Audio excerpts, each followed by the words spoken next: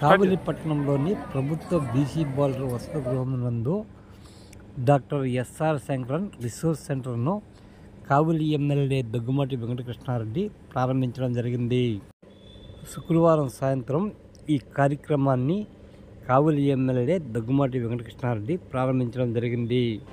ఈ సందర్భంగా ప్రైవేట్ కళాశాల యజమాని సమకూర్చిన పెన్నులు, ప్యాడ్లను 10వ తరగతి విద్యార్థులకు పంపిణీ చేయడం జరిగింది. వసతి గృహంలో చిన్న చిన్న సమస్యలను తన సొంత నిధులతో పరిష్కరిస్తామని ఎమ్మెల్యే పేర్కొన్నారు. వీటితో పాటు మరిన్ని వసతులు కల్పించేందుకు కృషి చేస్తారని వివరించారు. ఈ కార్యక్రమంలో కావలి పట్టణ తెలుగుదేశం నేతలతో పాటు వసతి గృహ అధికారులు తదితరులు పాల్గొన్నారు.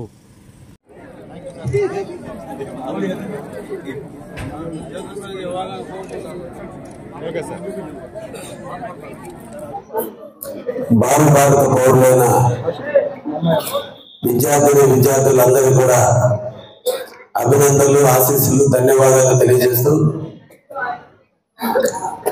ఈ రాష్ట్ర ప్రభుత్వం యువ నాయకుడైనటువంటి శ్రీ నారా లోకేష్ బాబు విద్యాశాఖ మంత్రిగా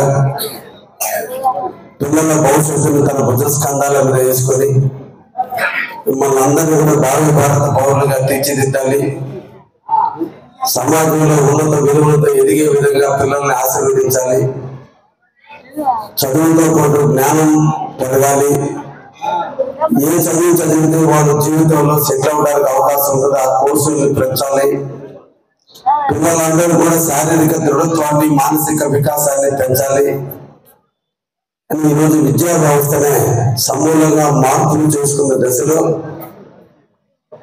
ఈరోజు ఈ టెక్నో స్కూల్స్ లో ఎక్కడో సంవత్సరానికి 2.5 లక్షలు 3 లక్షల రూపాయల ఫీజులు కట్టేటువంటి ప్రాంతాల్లో ఈ టెక్నో స్కూల్స్ లో ఏర్పాటు చేసే టెక్నాలజీని ఈరోజు మేము ముంగిటి తీసుకొచ్చిన యువ మంత్రి నారా లోకేష్ గారికి ప్రత్యేకంగా మన అందరి తరఫున ధన్యవాదాలు తెలియజేస్తున్నాం.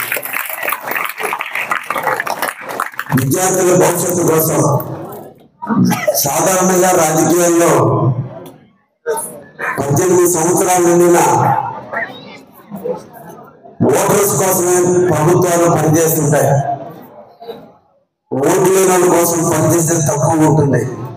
కానీ రాష్ట్ర ప్రభుత్వం మీకు మంచి విద్యను అభ్యసించే విధంగా మీకు ప్రోత్సహించాలి, హాస్టల్స్ డెవలప్ చేయాలి, ఇంకా కొత్తగా ఇప్పుడు చాలా టెక్నాలజీని తీసుకొచ్చి రేపు అకాడమిక్ ఇయర్ నుంచి కూడా విద్యా వ్యవస్థని సమూలంగా మార్పు చేసే దిశగా రాష్ట్ర కేంద్ర ప్రభుత్వాలన్నీ కూడా ఉన్నాయి. ఎందుకంటే చదివిన చదువుకి చేసే ఉద్యోగానికి పొంతన లేదు. చదువు జ్ఞానాన్ని ఇస్తుంది, ఉద్యోగం ఉపాధిని ఇస్తుంది. ఈ రెండింటినీ కూడా కోయిన్సిడెన్స్ చేస్తూ చదివేటప్పుడే వాళ్ళ యొక్క వ్యక్తి యొక్క వికాసాన్ని బట్టి ఏ రకంగా చదివితే ఉద్యోగం త్వరగా రావడానికి అవకాశం ఉంటుందో ఆ దిశగా కూడా ప్రభుత్వాలు అడుగులు వేస్తున్నాయి.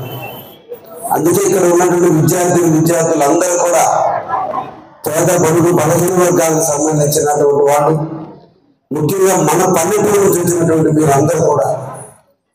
అందుకోసమే ప్రభుత్వం ఈ రోజు ఏదైనా ఒక కారణాల వల్ల మీ క్లాస్కి వెళ్ళకపోయినా, లేదంటే క్లాసులో చెప్పిన పాఠం టైంలో మీరు అసలు శ్రద్ధగా వెళ్ళకపోయినా ఆ పాఠం యొక్క లోపాన్ని మీరు అలాగే పెట్టుకుంటే రేపు ఎగ్జామ్స్ లో రేపు ఇబ్బందులు ఎదుర్కొనే అవకాశం ఉంటుంది. ఎంతసేపు బైహెక్ చేయడానికి అలవాటు చేసుకుంటే జీవితంలో ముందుకు పోదు.